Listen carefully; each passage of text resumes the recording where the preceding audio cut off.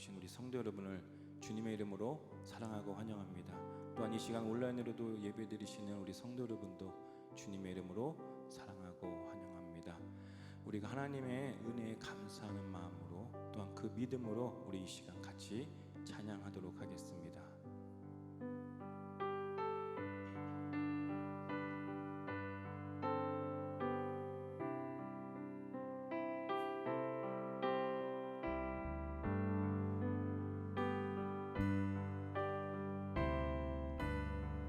넓은 들에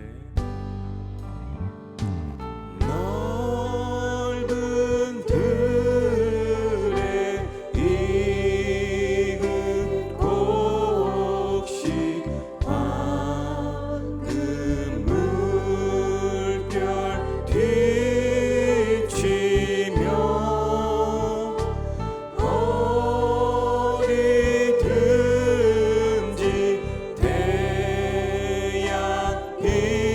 어디든지 향기 진동하도다.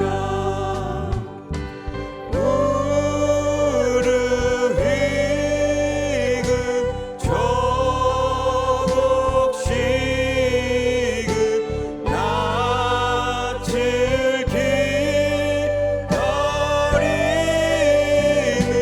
기다리는데 때가 지나가기 전에 어서 추수합시다.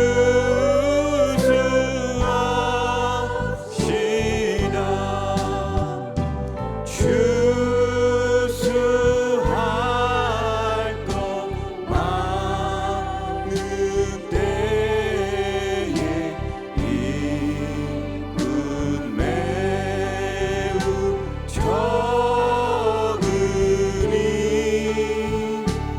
열심히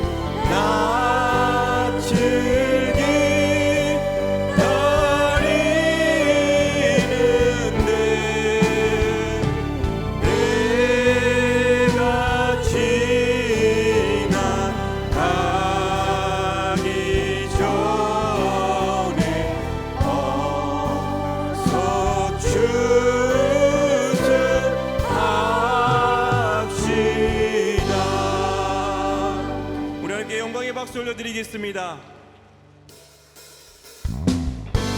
우리 더욱더 뜨겁게 박수면서 찬양하겠습니다.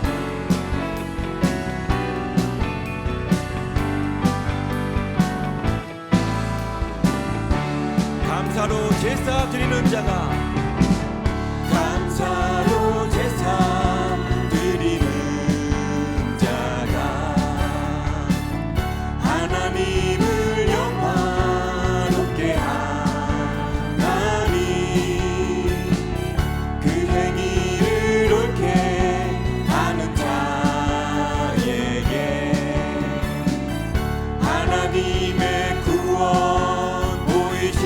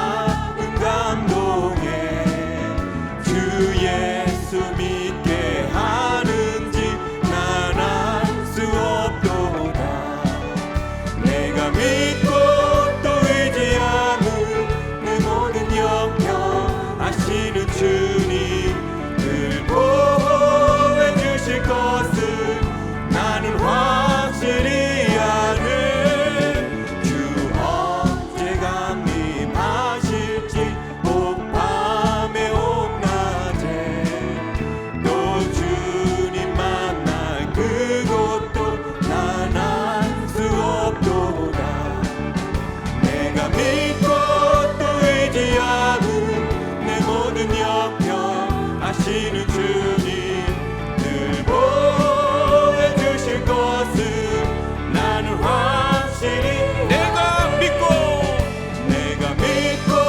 또 의지함은 내 모든 형편 하시는 주님 늘 보여주실 것. 우리 마지막으로 한 번 더 고백합니다. 내가 믿고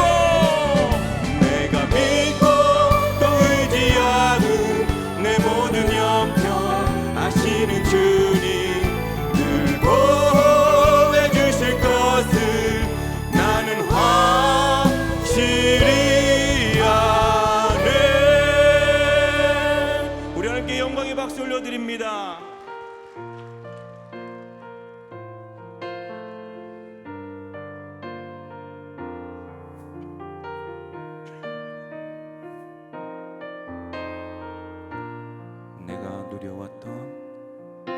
내가 누려왔던 모든 것들이 내가 지나왔던 모든 시간이 내가 걸어왔던 모든 순간이 당연한 것 아니라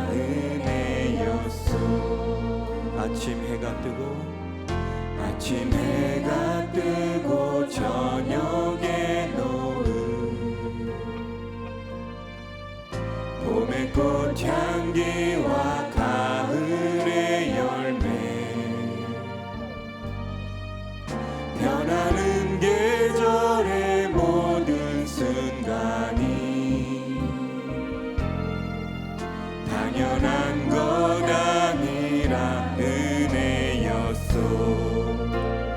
모든 것이 은혜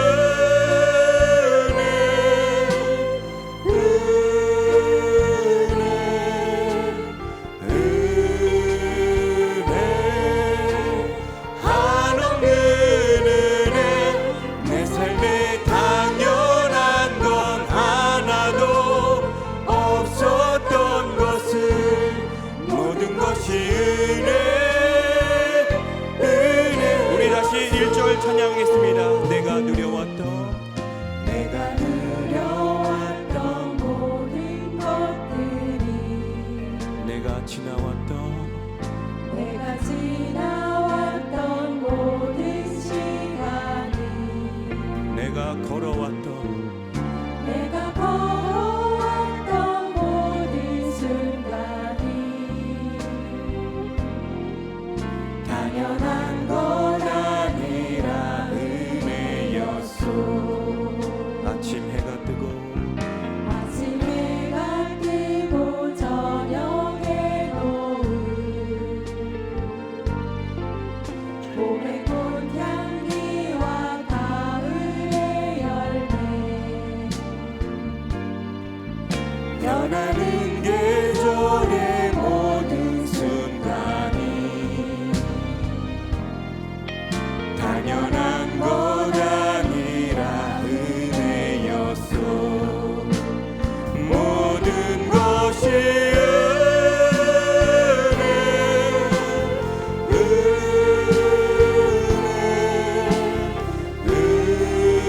은혜 한없는 은혜 내 삶에 당연한 건 하나도 없었던 것을 모든 것이 은혜 내가 이 땅에 태어나 사는 것 어린아이 시절과 지금까지 숨을 쉬며 살며 꿈을 꾸는 삶 당연한 것 아니라 내가 하나님의 자녀로 살며 오늘 찬양하고 예배하며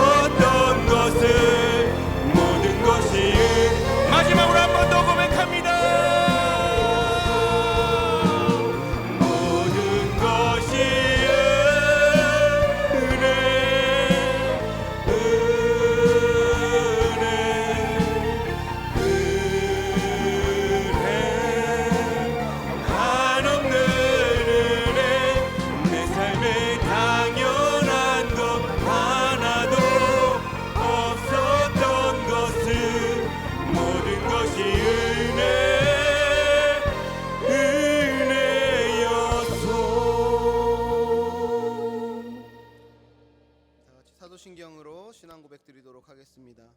전능하사 천지를 만드신 하나님 아버지를 내가 믿사오며 그 외아들 우리 주 예수 그리스도를 믿사오니 이는 성령으로 잉태하사 동정녀 마리아에게 나시고 본디오 빌라도에게 고난을 받으사 십자가에 못 박혀 죽으시고 장사한 지 사흘 만에 죽은 자 가운데서 다시 살아나시며 하늘에 오르사 전능하신 하나님 우편에 앉아 계시다가 거기로부터 산자와 죽은 자를 심판하러 오시리라. 성령을 믿사오며 거룩한 공교회와 성도가 서로 교통하는 것과 죄를 사하여 주시는 것과 몸이 다시 사는 것과 영원히 사는 것을 믿사옵나이다. 아멘.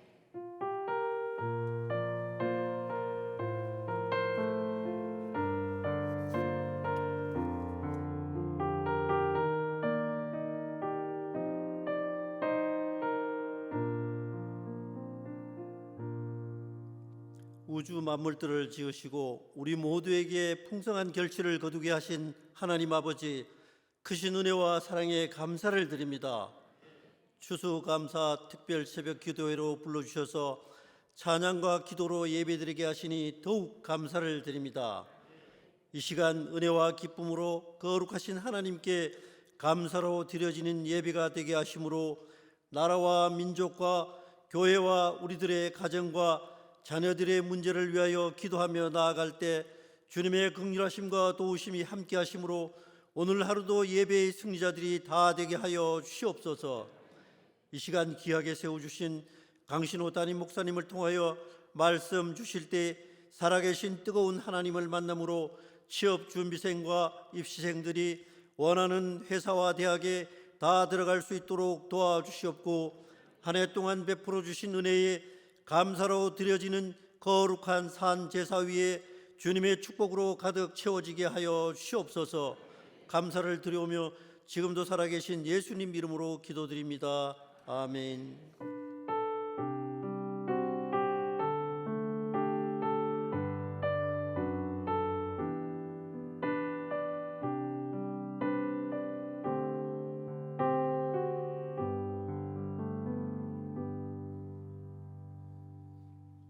오늘 은혜 받으실 하나님의 말씀은 갈라디아서 5장 22절에서 23절 말씀입니다. 갈라디아서 5장 22절에서 23절 말씀을 다 같이 봉독하시겠습니다. 오직 성령의 열매는 사랑과 희락과 화평과 오래 참음과 자비와 양선과 충성과 온유와 절제니 이 같은 것을 금지할 법이 없느니라. 아멘.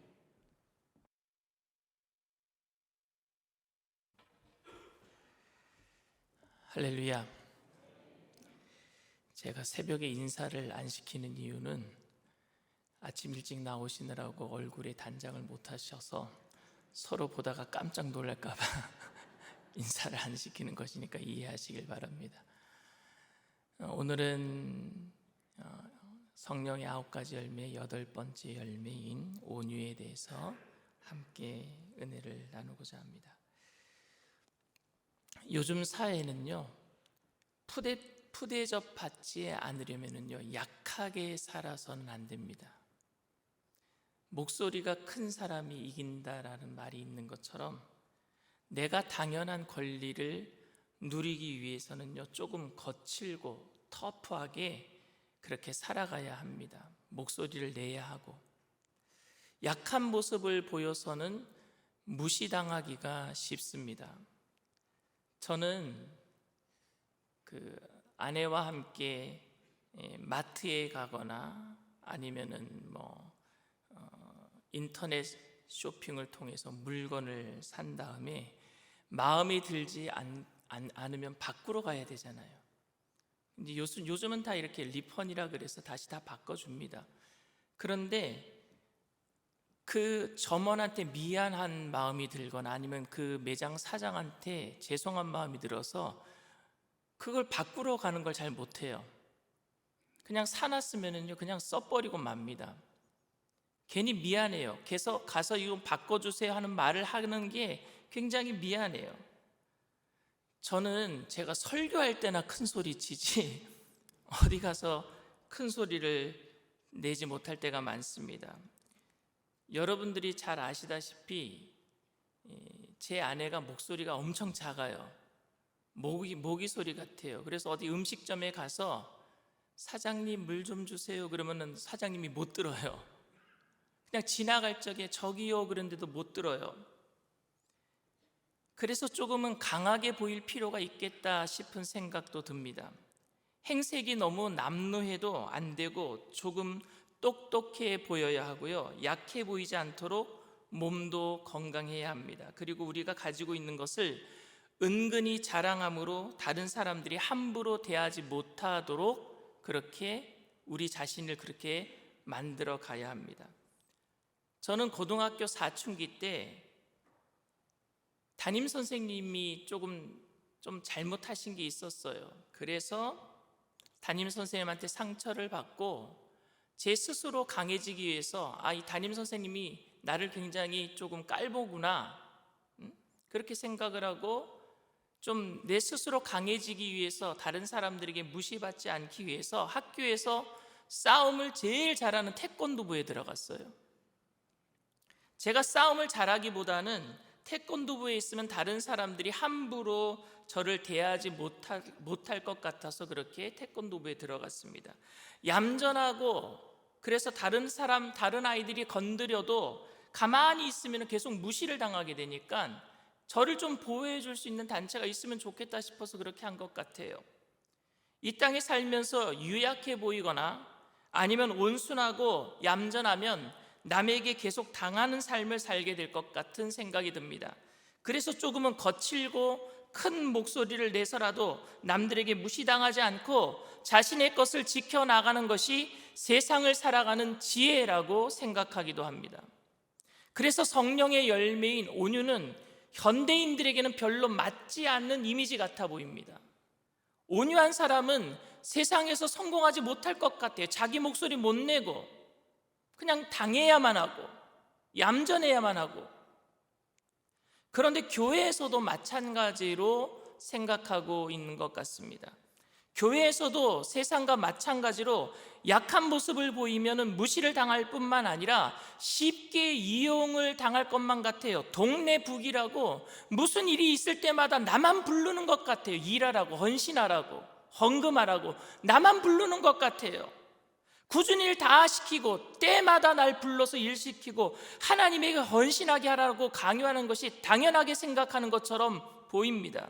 그래서 우리는 온유한 사람이라고 말할 때에 온유함이 좋은 것이라고 생각하면서도 세상을 살아가기에는 그렇게 유익한 성품은 아니라고 생각하는 것 같습니다.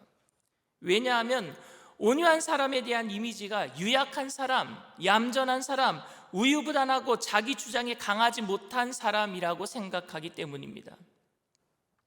저는 성령의 열매를 이야기하면서 자연적으로 타고난 성령의 성품이 성령의 열매는 아니라고 계속 말씀을 드렸습니다. 그러니까 성령의 열매인 온유도 그냥 단순히 얌전한 성격을 의미하는 것이 아니라 그 성품이 만들어지는 궁극적인 동기가 무엇이었느냐? 거듭남이고 주님께 받은 은혜였단 말입니다. 내가 거듭났고 은혜 받았기 때문에 내 마음속에 온유라는 성품이 만들어져 가는 겁니다. 그러니까 내가 유약하고 얌전한 사람이어서 다른 사람들에게 날마다 이용당하는 것이 아니라 은혜를 경험했기 때문에, 예수님의 은혜를 경험했기 때문에 그 안에서 우리의 모습이 온유함을 닮아가야 된다고 저는 믿습니다. 다시 말씀드리지만 구원의 은혜를 경험한 사람들은 육체의 소욕을 거스리고 성령의 열매를 맺기 위해서 은혜 안에서 노력하게 돼 있는 거예요. 우린 지금 성령의 9가지 열매가 저절로 맺혀지는 것이 아니라 노력하는 것이라 그랬어요. 은혜를 받았기 때문에. 그런데 어떤 분들은 이런 얘기를 합니다. 나는 천성이 온유하지 못하다 라고 말씀하시는 분들도 있어요. 그리고 어떤 분들은 반대로 나는 천성이 강하지 못하다 라고 말씀하시는 분들도 있어요. 근데 자기 천성이 강하지 못하다, 아니면은 나는 천성이 온유하지 못하다라는 말로 그리스도인의 삶을 합리화시켜서는 안 될 것 같습니다. 왜냐하면 여러분, 온유함이란 모든 일에 하나님께서 선하심을 내가 믿고 있기 때문에 어떠한 어려움이 오더라도 고난 속에서도 순종하기를 배운 그런 사람들의 겸손한 힘이기 때문에 그렇습니다. 여러분, 온유는 약함이 아니라 겸손의 힘인 줄 믿습니다. 겸손의 힘이에요. 온유함이란 약함을 의미하는 말이 아닙니다. 겸손의 힘이에요. 아주 강한 힘입니다. 왜 어떤 의미에서 온유함이 겸손의 힘이겠습니까? 어떤 의미에서요? 여러분, 어떤 단어의 개념을 이해하기 위해서는요, 그 반대되는 단어를 생각해 보면은요, 이 단어의 개념을 올바로 알 수 있어요. 온유함의 반대말이 여러분 뭐라고 생각하세요? 거칠다, 이거예요? 사납다, 이겁니까? 온유함의 반대말은요, 비겁함과 소심함입니다. 비겁함, 소심함. 현대인들은 온유함의 반대말을 사납고 거칠다라고 생각을 하는데 아니요, 비겁함과 소심함입니다. 여러분들은 우리가 언제 온유해진다라고 생각하십니까? 사람들이 여러분 언제 부드러워진다라고 생각하십니까? 저는 제 자신을 보아도 하나님 앞에서 조금 부끄럽게 생각되어지는 것 중에 하나가 뭐냐? 온유한 사람들이 언제 온유해지느냐 하면요, 강한 사람 앞에 설 때 온유해져요. 힘 있는 사람 앞에, 권력 있는 사람 앞에 설 때에 괜히 제가 힘이 빠지고 겸손해지고 온유해진단 말입니다. 나보다 강한 사람 앞에 서면 괜히 꼬리를 내려요. 나보다 힘센 사람 앞에서 괜히 힘 자랑했다가 손해볼 것 같은 생각이 들어서 그 앞에 가면은요, 괜히 얌전해진단 말입니다. 그런데 강한 사람 앞에 섰던 더할 수 없이 부드러웠던 우리 자신들이 나보다 약한 사람을 본다면 어떻게 되는 줄 아십니까? 그 사람을 함부로 대하고 그 강한 사람 앞에서 보였던 얌전함은 온데간데 없고 무자비하게 대하는 그런 모습들이 있단 말입니다. 그래서 온유함의 반대말은 비겁함과 소심함입니다. 진짜 온유는 강자 앞에서 강함을 보일 수 있고 약자 앞에서 오히려 부드러움을 보이는 사람 아니겠습니까? 그런데 우리의 모습 속에 조금만 힘이 없어 보여도 그냥 함부로 대하는 것이 아무렇지도 않고 조금만 나보다 강한 모습을 보이면 그 앞에서 한없이 비굴해져 있는 모습을 보이고 있는 모습이 우리 모습에 있지는 않습니까? 그래서 한없이 강해지려고 하고 더 강한 사람처럼 보여야 하는 불필요한 강박관념을 가지면서 더 힘을 가지기 위해서, 더 소유하기 위해서 이 땅에서 남을 밟고 올라서는 경쟁사회 속에서 또 다른 어떤 포식자처럼 살고 있지는 않습니까? 소유나 신분으로 강함을 나타내고 존경받고 인정받으며 없으면 무시받는 그런 사회가 되어버리고 말았어요. 그러나 교회는 그런 세속주의에 반대하는 공동체인 줄 믿습니다. 그거에 반대하는 게 교회예요. 그런데 교회에서도 거룩해 보이고 상냥한 사람이 가족들에게는 독재자이고 부하 직원에게는, 후배에게는 윽박지르고 실수를 용납하지 않는 모습을 얼마든지 우리 안에 볼 수 있어요. 교회 나오면 거룩해 보이는데, 교회 안에서는 얌전해 보이는데, 교회 안에서는 온유해 보이는데, 집에만 가면 독재자가 되고. 예수님께서는 1만 달란트 빚진 자의 비유를 통해서 왕에게 1만 달란트 빚진 자가 왕 앞에서 한없이 온유하고 겸손했지만 자신에게 500데나리온 빚진 친구에게 한없이 무자비한 사람이었다는 것을 알려주고 있습니다. 정확하게 말하면은요, 그는 왕 앞에서 비굴하게 굴었고 자신의 친구 앞에서는요 무자비하게 굴었습니다. 그렇기 때문에 그의 온유는 무자비를 가장한 비굴함이었어요. 비굴해 보이는 모습은 강한 사람 앞에서 용서를 구하거나 자비를 구하는 모습이 비굴한 모습은 아닐 것입니다. 힘과 능력이 있는 사람 앞에서 나의 약함을 인정하고 그에게 도움을 구하는 것이 왜 비굴하겠습니까? 그런데 그랬던 모습이 조금 있다가 불과 몇 분도 지나지 않아서 자기보다 약한 사람을 누르려고 하는 모습으로 나타날 때는 그 전의 모습은요, 그럼 비굴하게 되는 거예요. 결국 강한 자에게 한 행동은요, 약한 자의 한 행동으로 결정되는 겁니다. 내가 강한 자에게 온유했는지 비굴했는지는요, 약한 자에게 한 것으로 결정이 된단 말입니다. 예수님께서는 마태복음 11장 29절 30절에 이렇게 말씀을 하셨어요. 나는 마음이 온유하고 겸손하니 나의 멍에를 메고 내게 배우라. 그리하면 너희 마음이 쉼을 얻으리니 이는 내 멍에는 쉽고 내 짐은 가벼움이라 하시니라. 예수님이 나는 온유하고 겸손하니 내게 와서 배워라 그럽니다. 그런데 온유했다라고 말씀하신 예수님이 성전에 들어가셔서 상을 둘러 엎으시고 노끈으로 채찍을 만들어서 상인들을 때리시면서 내어 쫓으셨단 말입니다. 그리고 유대인 종교 지도자들을 향해서 화 있을진저 독사의 자식들아, 회칠한 무덤들아 욕을 하셨어요. 그게 어떻게 온유한 모습이겠습니까? 근데 여러분, 강한 자의 한 그 모습은 무엇으로 결정된다고요? 약한 자들이 한 모습으로 결정된다. 예수님이 약한 자에게 어떻게 하셨습니까? 죄인들에게 어떻게 하셨어요? 병자들에게 어떻게 하셨어요? 한없이 그들을 사랑하시고 한없이 용서하시고 한없이 끌어안지 않았습니까? 그래서 예수님이 온유하신 분이에요. 그래서 온유하신 분이에요. 강자에게 강할 수 있고 약자에게 한없이 부드러울 수 있으셨던 분. 모세는요, 자기가 온유함이 지면에서 모든 사람보다 더하다 그랬어요. 승하더라, 뛰어나다 그랬습니다. 민수기 12장 3절 말씀입니다. 이 사람 모세는 온유함이 지면의 모든 사람보다 더하더라. 그렇게 불렸던 모세이지만 이스라엘 백성들이 범죄할 때 어떻게 했습니까? 금송아지를 만들어 놓고 범죄했을 때 시내산에서 하나님을 만나고 십계명을 받아가지고 온, 여러분, 십계명이 여러분 어떤 돌판입니까? 직접 하나님이 써주신 돌이에요. 하나님의 글씨가 새겨져 있어요. 하나님이 쓰신 글자가 써져 있단 말입니다. 근데 그거를 집어던져 버렸어요. 그게 온유한 사람입니까 여러분? 집어던져 버렸어요. 박사 깨트려 버립니다. 저는 근데 그렇게 화낸 이유가 이스라엘 백성들이 하나님께 매를 맞으면요 더 크게 혼이 나게 될 거니까 먼저 화를 낸 거예요. 집에 들어올 적에 아버님이 화가 나실 때가 있거든요. 우리가 잘못했을 때. 그러면은요, 아버님이 때리면 엄청 아파요. 그럼 누가 먼저 때리느냐? 할머니가 먼저 막 혼내는 거예요, 우리를. 그럼 아버님이, 할머니가 혼내거나 어머니가 혼내면은 그 노를 누구러뜨리시잖아요. 아마 모세가 그랬던 것 같아요.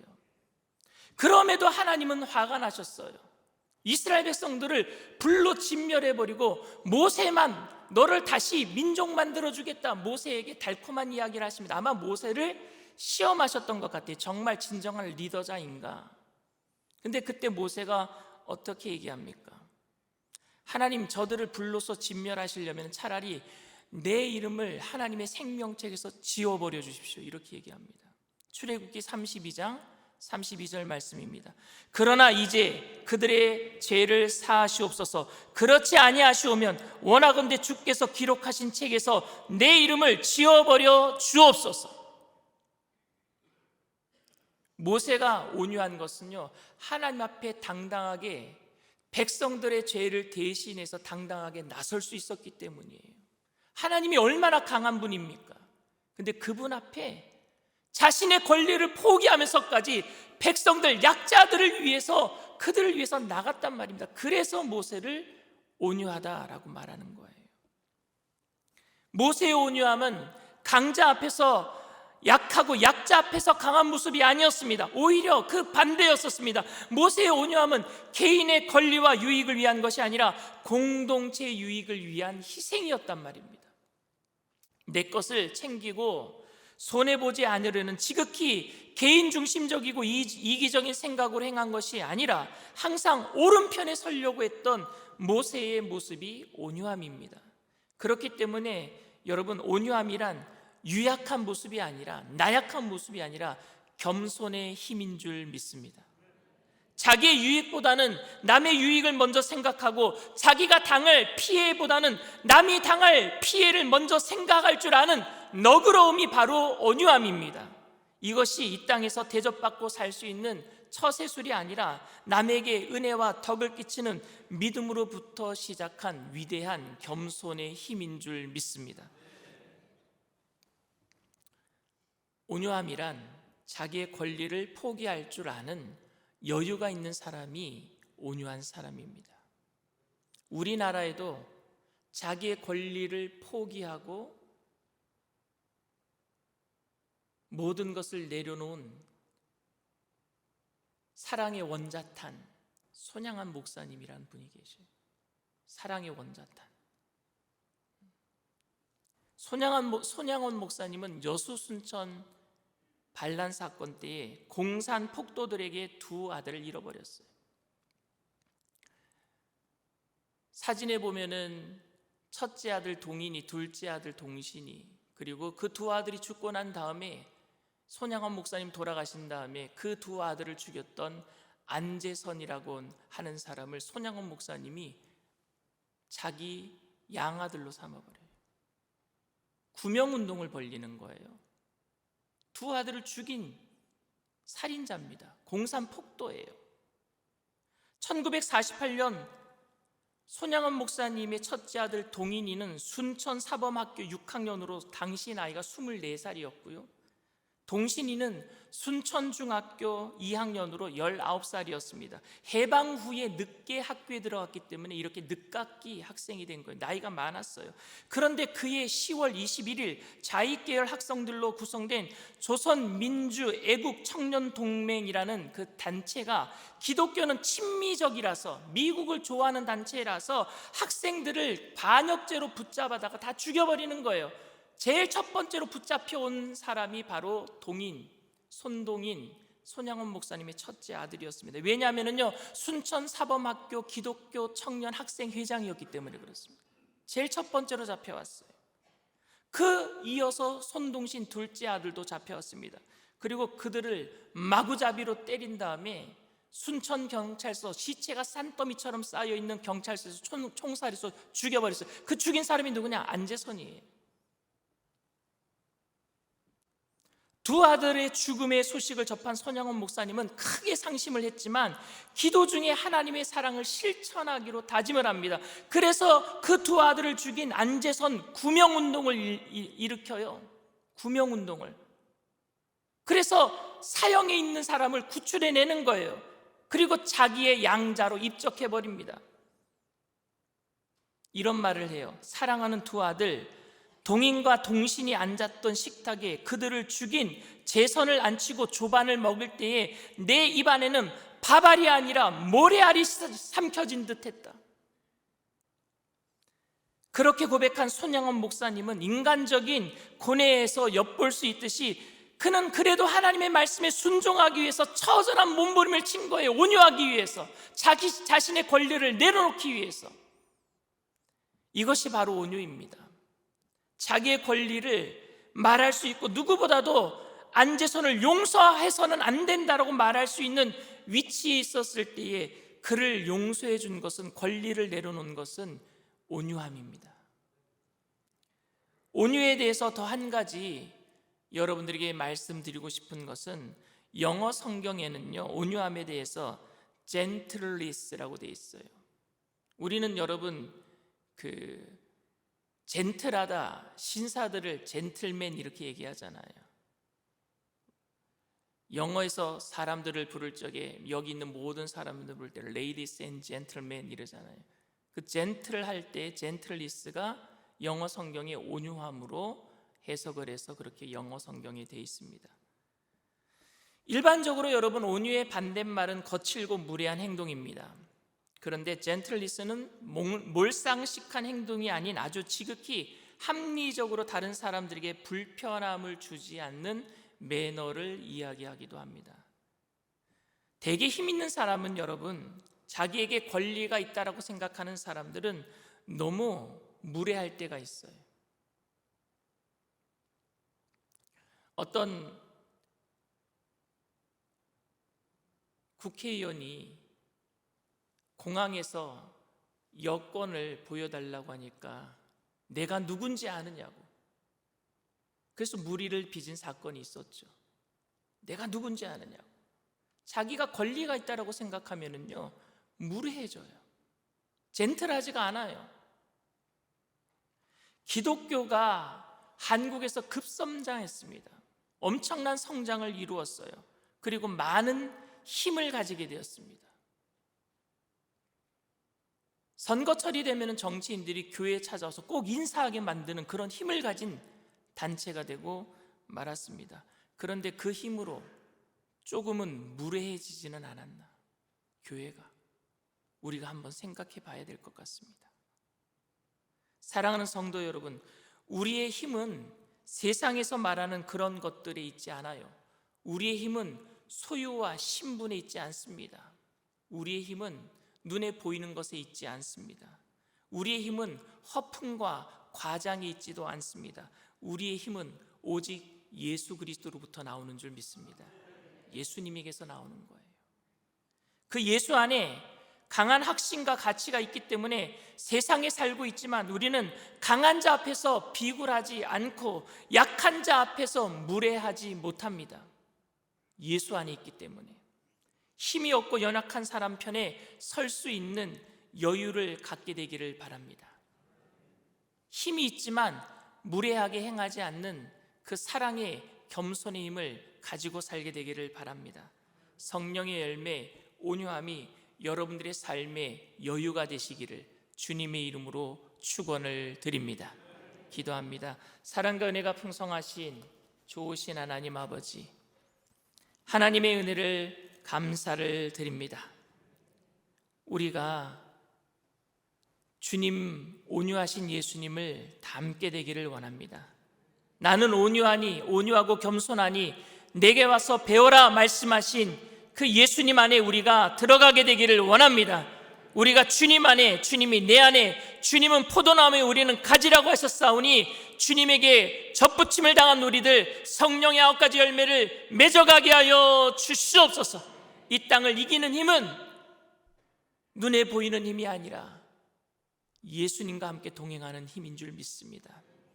겸손함으로, 온유함으로 세상을 넉넉히 이겨나가는 귀한 백성들, 오늘도 귀한 물질을 주님 앞에 드립니다. 하나님 기뻐 받아 주시옵시고, 귀한 예물이 쓰여지는 곳에 하나님 교회가 약자들을 향한 사랑의 힘으로, 겸손의 힘으로 저들을 세워줌으로 구원받는 구원의 힘을 되게 하여 주시옵시고, 바치신 손길들마다 천배 만배로 누르고 들어서 넘치도록 채워주실 때 더욱 온유하고 겸손하게 나눠주고 구워주고 베풀며 살아가는 믿음의 사람들 다 되게 하여 주시옵소서. 지금은 우리 주 예수 그리스도의 무한하신 은혜와 하나님 아버지의 영원하시고 극진하신 사랑하심과 보혜사 성령님 내주교통 충만하시고 위로하시는 축복이 힘의 원천인 예수님을 통해서 온유함으로, 겸손함으로, 사랑함으로, 여유로 많은 사람들을 섬기기로 결단한 귀한 백성들, 개인, 가정, 사업, 직장, 자녀, 학업생활, 범사 전체 위에 지금으로부터 영원토록 함께 하실지어다. 아멘. 할렐루야. 우리 주님 앞에 영광의 박수 올려드립니다. 내일은 우리가 성령의 9가지 마지막 또 추수감사절 마지막 날 절제에 대해서 배울 텐데요. 내일은 온가족 특별 새벽 예배로 토요일이니까 아침 6시에 예배가 시작이 됩니다. 아이들 모두 다 데리고 나오셔서 함께 축복하고 안수하고 기도하는 시간을 가질 테니까 아이들 다 데리고 나오시고, 특별히 내일은 우리가 한 주간 동안 특별 새벽 예배를 드리면서 감사한 마음을 담아서 주님 앞에 예물을 드리는 시간도 갖도록 할 테니까 여러분들이 정성껏 준비해서 주님 앞에 드리는 시간 되기를 바랍니다. 우리 꽃들도 찬양합니다.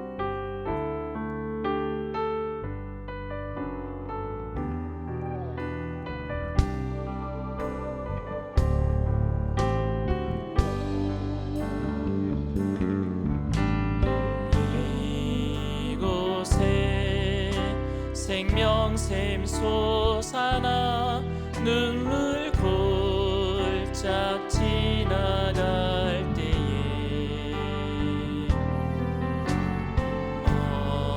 어자나 열매 맺히고 웃음소리 넘쳐나리라.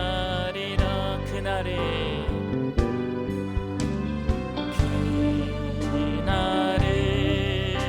하늘이 열리고 모든 이가 보게 되리라.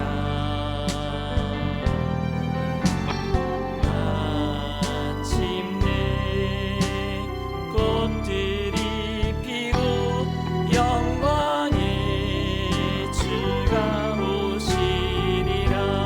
꽃들도 꽃들도 구름도 바람도 넓은 바다도 찬양하라 찬양하라 예수를. 하늘을 울리며 노래해 나의 영혼아. 이내의 주 이내의 주 이내의 주. 꽃들도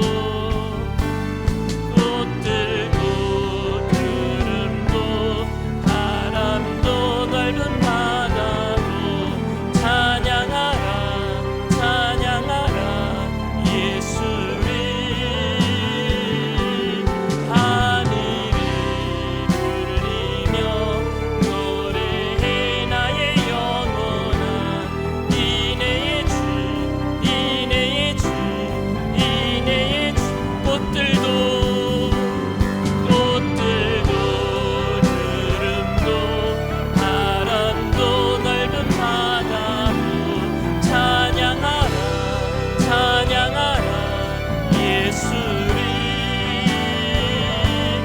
하늘을 울리며 노래해 나의 영혼아. 이내의 주 이내의 주 이내의 주.